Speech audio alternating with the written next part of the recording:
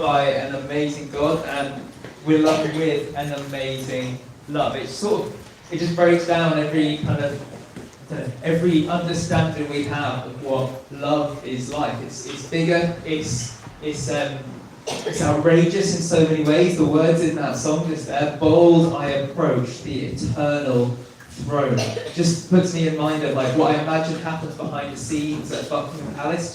Did anyone see when they had the King's birthday or something? I can't remember. There was a big royal thing recently, and do you remember one of the little royalets, the kids? One of them was stood on the balcony, and when the RAF jets went by, all the other royals were busy doing royal things. He was just going like, loving it. And I remember him doing that and going, I imagine when there's like the throne room and stuff, and King Charles is there and all of it. I don't know if he wears the crown around the house, I would, but if he's doing that, I don't imagine he walks in and bows and does the thing. I imagine that one would does anyone know their names? I don't know. Little Louis would like kick the door in and be like, Coranda! Boldly, he would approach the throne of Great Britain. How much more amazing that we boldly approach the throne of grace, the eternal throne. And we've finished our series on David, and what a ride that was through David's ups and downs, and how drastic those downs were, and how glorious those ups were. We're going to look now at a time a little bit past that in the book of Esther. So if you want to click in your Bibles to the book of Esther, we're going to fly through the book today. And Esther's kind of, how in the middle of your Bible you've got the really big books like Psalms and Proverbs and things like that. It's just before those. It's kind of, the books are like stories of the history of Israel. It's kind of the last one. That's where you'll find the book of Esther. I'm not going to say too much of it, so don't worry. Okay, but there's this climactic scene in the book of Esther, which I think if we lived in ancient Persia, we would get in a way we don't now, where Esther, trembling, approaches the throne of Persia. And Xerxes, the king, is sitting there. And Esther, if she comes to the throne and he isn't happy, will get executed. And it's this complete difference to what we just sang about. Boldly approaching the eternal throne is what we get to do. Esther has to, with terror and trembling and uncertainty, approach her husband's throne. Her husband may well have killed her for approaching the throne at the wrong time. This is the book we're going to look at. So, Martin Luther, who you may have heard of, was a super genius from about 500 years ago who turned Europe on its head. And on the book of Esther, I completely disagree with him.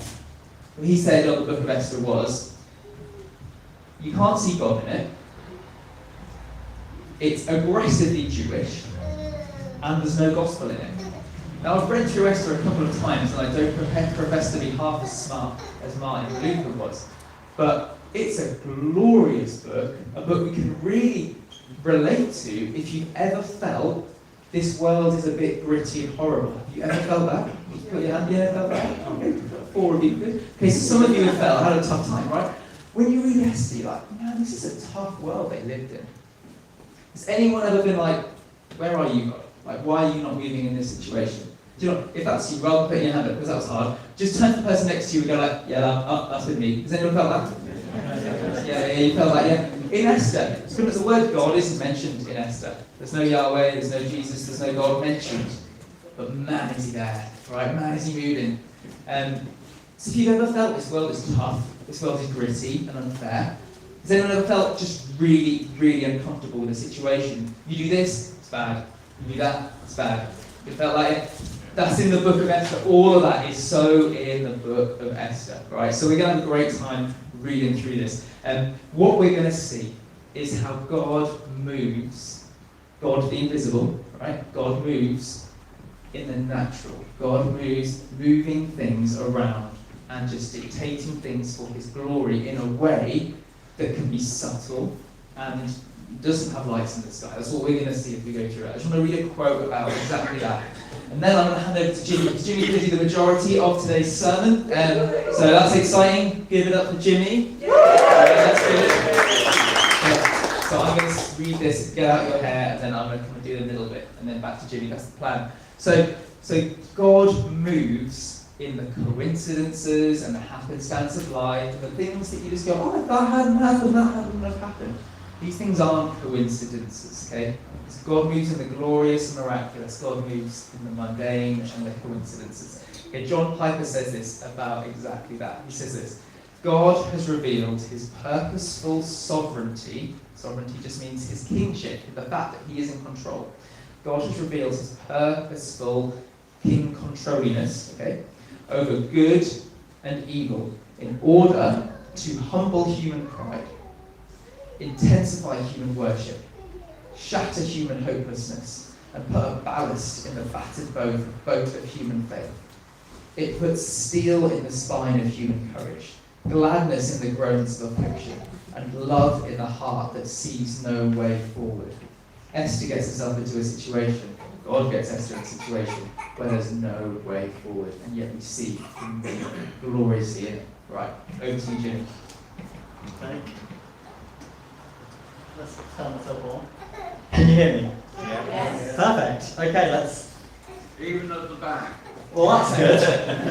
I wouldn't want you to miss it over there, Phil. Okay, let's get started with Esther. I am going to give you a little bit of historical context before you start. If you're groaning at that, it won't be too. I won't go too in depth, so don't worry. But I do find it quite interesting, and I think it helps.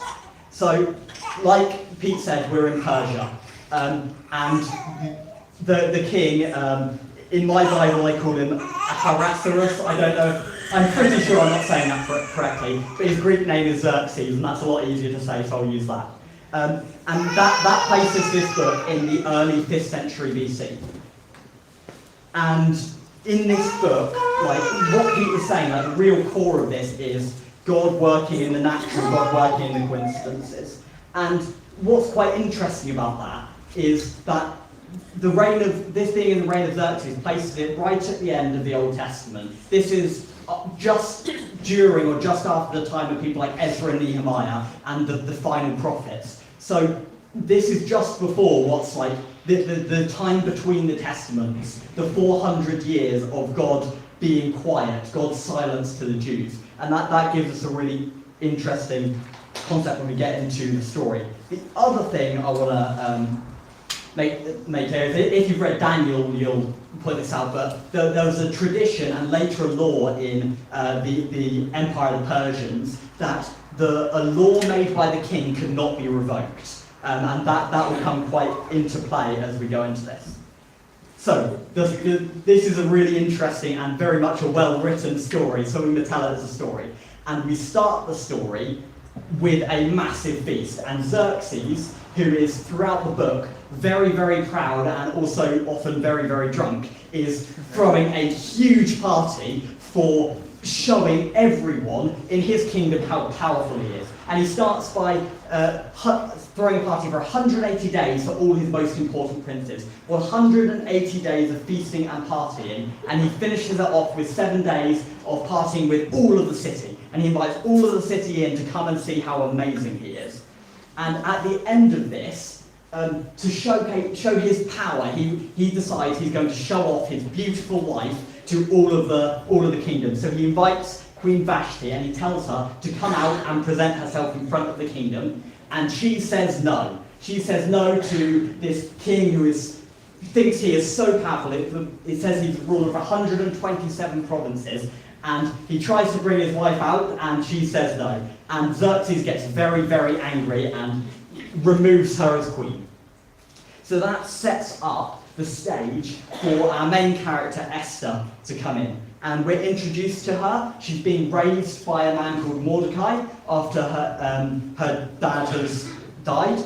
And she is entered into essentially a beauty pageant to find Xerxes a new queen, because he got a bit lonely after he decided to kick out Vashti. And turns out Esther is incredibly beautiful, and she wins favour with Xerxes and becomes the new queen. So Hmm? I said, look out, Maddie. And that is the start of the coincidences, the divine providence, as it were, in this story, that Esther is placed in this position as queen. Now, straight after this, we get a little excerpt of where Mordecai, there's a little story about Mordecai, just a few verses, where he discovers a plot on the king's life. And completely by chance, Mordecai, probably an official now because of Esther's new status, is sitting at the gate of the king's palace, and he overhears two eunuchs discussing about wanting to kill the king. And he reports this to Xerxes through Esther, and Xerxes is very happy. He arrests these people, and all is well, and then everyone seems to forget about it. And yeah, we just have that little excerpt there before we move back to the main story. And what we get introduced to next is our big villain, a man called Haman. And he is the second most powerful man in the kingdom. Xerxes has just appointed him as his governor, essentially, the man who is second in command next to him. And he is, a bit like Xerxes, is very proud and very happy with his own power. So when he's walking through the city and everyone is bowing down to him, and Mordecai, a Jew, refuses to bow down to him because the Jews, they bow only to God, he gets very, very angry, and he gets so angry, he decides that the only reasonable response is to get Xerxes to kill all of the Jews. So, he comes to Xerxes and says, I will give you 10,000 talents of silver if you let me sign a decree to kill all the Jews because they won't bow down to me. And just to put it in context, 10,000 talents, this is 10,000 Persian talents, would be about 34 tons of silver. So a ridiculous amount of silver on the order of hundreds of millions of pounds in today's money. So he is very, very much wanting to get rid of these annoying Jews. So Mordecai hears about this, he hears about this decree, and he is distraught. And he comes to Esther and says, can you go to the king and reverse this decree? But like Pete was saying, you can't just walk up to the king in Persia. The king is so powerful that you don't approach him unless he directly tells you to come and see him. So Esther is a bit scared, and she says this to Mordecai. She says, the king hasn't called me in ages. If I go up to him, I will die. But Mordecai convinces her. He says that his faithfulness is such that he knows that if Esther doesn't do this, he says, deliverance for the Jews will arise from some other place, but you and your family will perish. So Esther, emboldened, says, okay, if I perish, I will go before the king. And she calls a fast. Now, this is probably the most clear point of calling for divine help, of calling for God's help in this book, but God still isn't mentioned. She just says, me and my handmaidens, we will fast, and would all of the Jews of the city fast too? Okay, so with those 3 days of fasting over, she approaches the king, and she wins favour in his sight. Xerxes says, yes, ask me anything, up to half of my kingdom, and I will give it to you. And she says, will you and your advisor Haman, will you come with me to a special banquet tomorrow night? And they come to the banquet, and Haman is very, very happy with this. And he is he is very drunk, like Xerxes, and he's full of his own self-importance, and like, the queen loves me. She has invited me to a special banquet, and she just said she's going to invite me and the king to another banquet tomorrow night.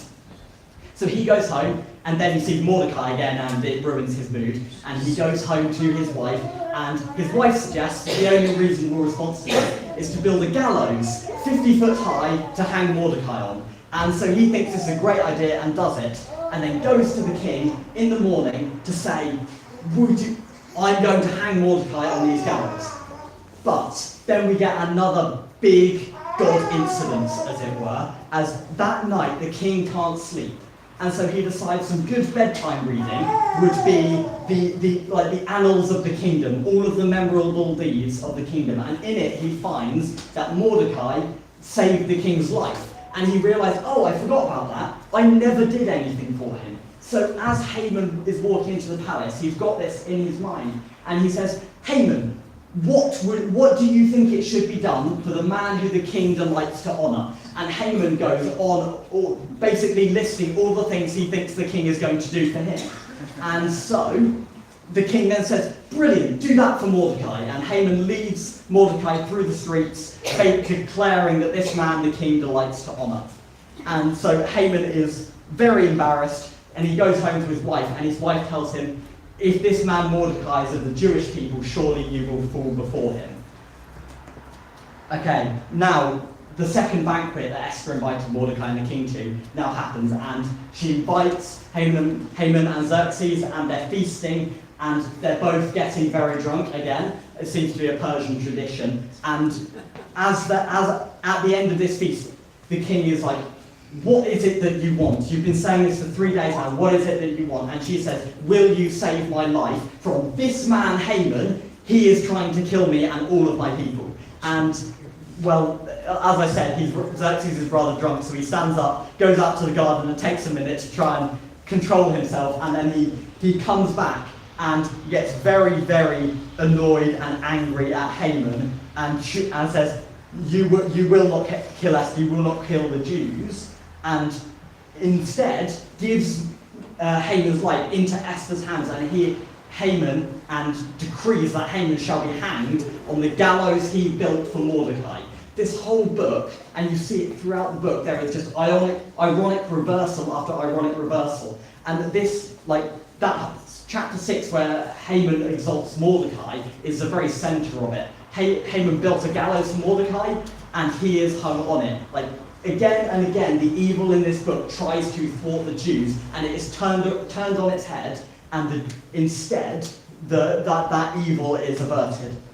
Now, what I said at the start was that a Persian king can't change their own decrees. So after Haman had made this decree that all the Jews will be killed on this day,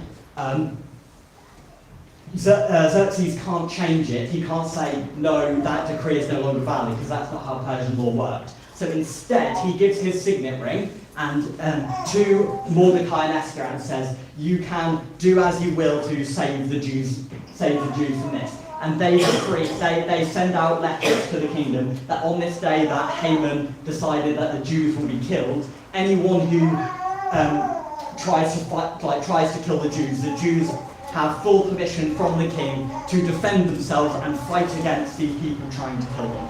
So they do, and in chapter 9, which is titled "The Jews Destroy Their Enemies," the Jews destroy their enemies, and those who come against them are killed. And to celebrate this, and probably the reason this whole book was written, is to explain this new feast. Mordecai inaugurates a feast called Purim, where Pur being dice, being lots, which is how Haman decided when to kill the Jews. So this new feast is celebrated, and it's a feast that the Jews continue to celebrate up until today. Now, that is it's a good story, but I want to, before I just hand over to Pete, I want to just draw some points out of it. And the points I really felt were relevant was that this story happened at the start of 400 years of silence for the Jews. And the Jews we are talking about, they're in exile, they're far away from the temple, they're far away from Judah and from the promised land and from everything that connected them to God. And yet, in this moment where the Jews could have been wiped out forever, despite how far away they are from God, God is faithful to his promises and he delivers them. In the silence, in the moments that the Jews couldn't see God, God isn't mentioned at all in this book, quite deliberately. The Jews can't see God, they're so far away, and yet God still delivers them. So for us, God is a God of natural deliverance. He delivered the Jews without even his name being mentioned in this book. He delivers through natural happenings, through the actions of Esther and Mordecai, through the coincidences that happened again and again throughout this book. So don't stop asking God for those natural deliverances. When you can't see, keep asking for them. And when they happen, when deliverance from whatever your situation is arises from natural occurrences, thank God for it. The Jews thanked God for this deliverance, and they continue thanking him for it to this day. For thousands of years they thank God for something that was entirely natural. There was no miracle in sight. So in those natural deliverances in your lives, remember them, thank God for them, and that will be such an encouragement in those when you're going through your own 400 years of silence, your own time of silence.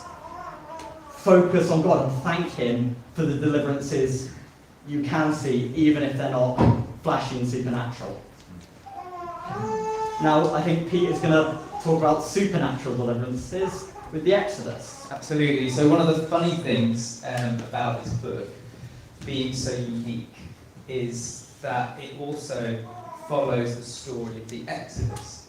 Okay, so if you hear what Jimmy was saying there, it's a story all about deliverance. God, if you kind of go, what do you mean by deliverance? Like, you only get a package delivered, like, Amazon Prime, and then it arrives the next day. Someone has had to take that from the warehouse and deliver it to you. In the same way, it just means that the Lord takes you from a place of death or slavery, problems, and delivers you into new life, okay, on time as well, right?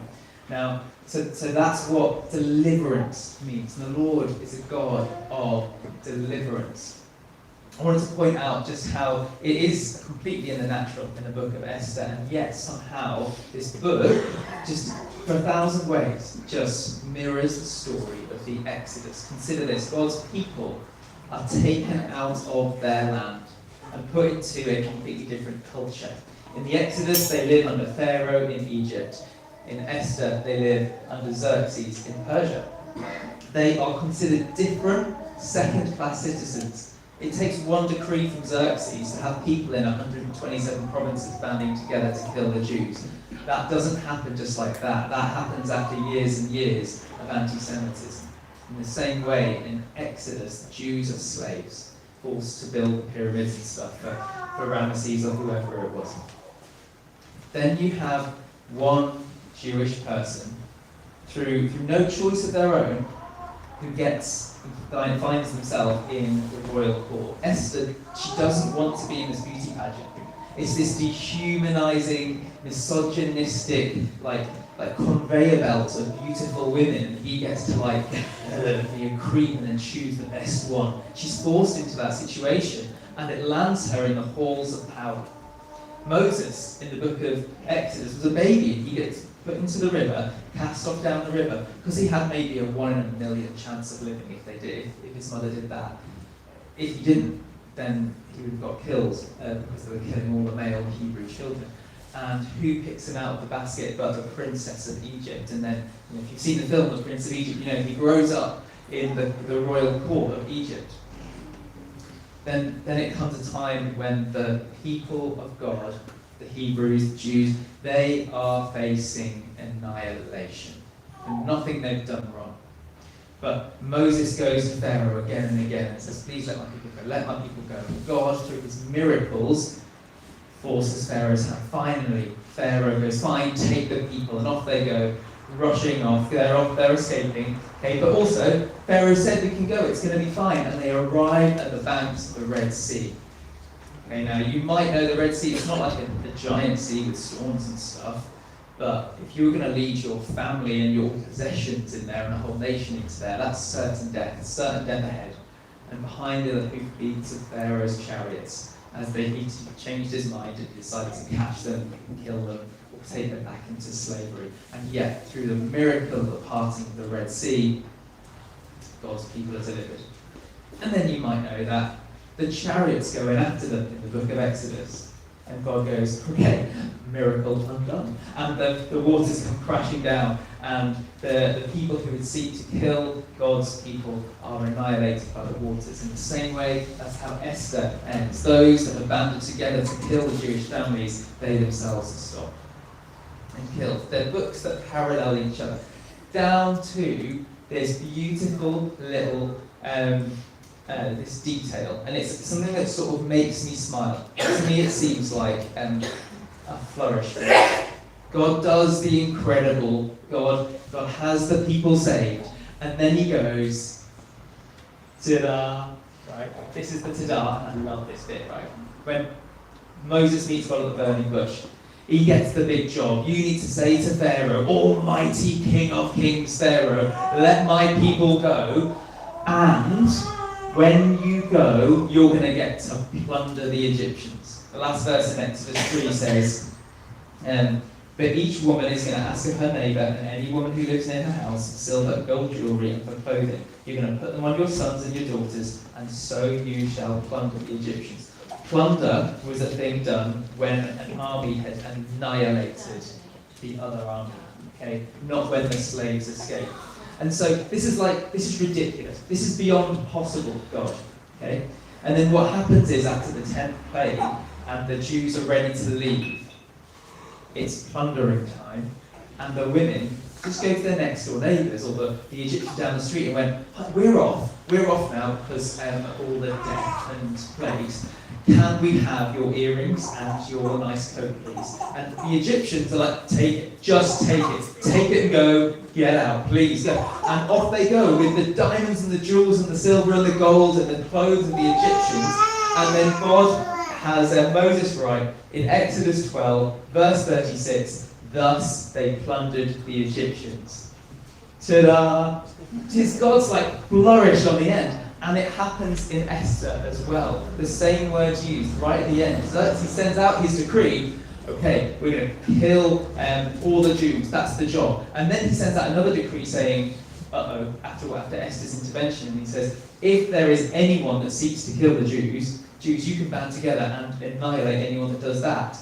And plunder everything they own. And then it says at the end of Esther in chapter 10, and so the Jews plundered the Persians. And it's like God just going, it's me, it's the same thing. Ta-da! Isn't that glorious? Isn't that good? Isn't that God just like weaving these things together? Right? This book, this Bible, there's too much for these coincidences to be coincidences. You know, like you just think like, I mean, I don't know about you, I can't organise things. People can't organise stuff. Look at a government. I mean, I'm not having a go at our government right now. Look at any government. Organising anything, it all just goes wrong. God organised 40 different authors over 1,000 years.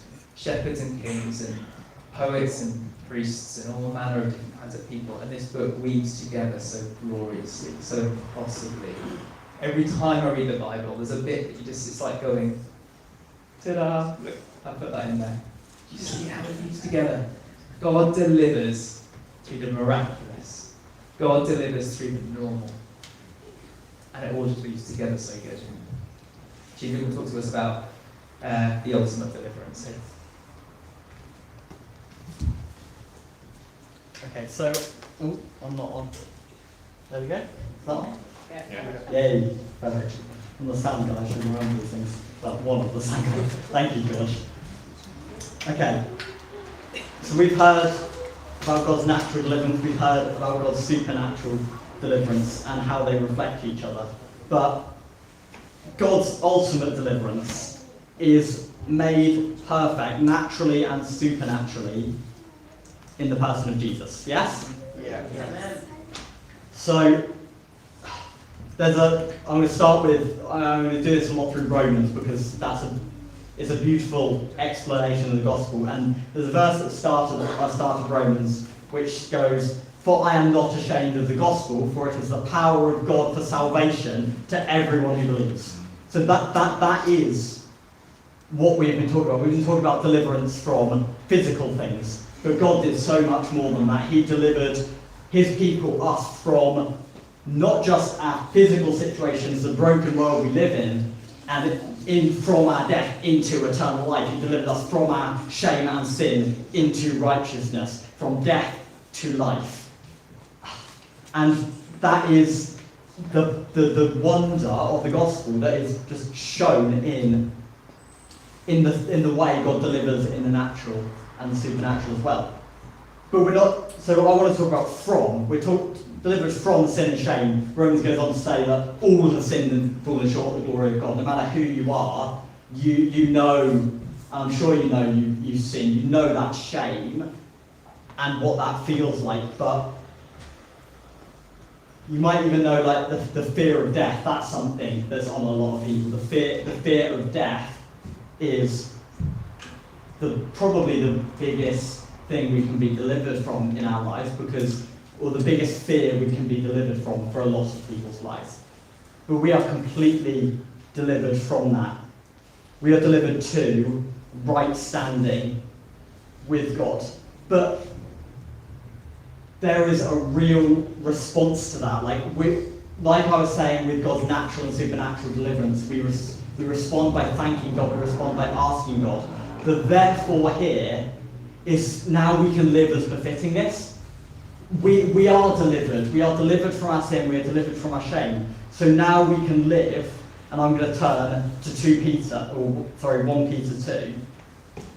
And he describes it as this, but you are a chosen race, a royal priesthood, a holy nation, a people for his own possession, that you may proclaim the excellencies of him who has brought you out of, who has delivered you out of darkness into his glorious light.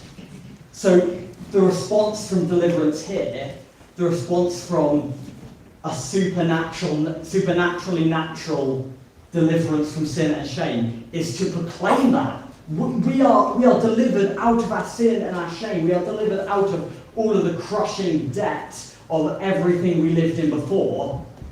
And now we live as a royal priesthood, a people for his own possession. We can praise him in church. We can lift up and glorify his holy name. But we can also declare those excellencies of him to all the people around us. Paul describes it as slaves to righteousness. Once we were slaves to sin, now we are delivered from that and we are slaves to righteousness. So the response there is to be as obedient to God and in his righteousness as we were to the sin and the darkness we were absolutely trapped in. For people who have gone through addictions, whether that is physical substances or mental struggles, you know how much that feels like slavery. But now we are delivered from that to a slavery to righteousness, a slavery to proclaiming his excellencies. That is the beautiful symmetry that we've been talking through today, and the complete working out of God's grace in our lives. That's what I've got to say.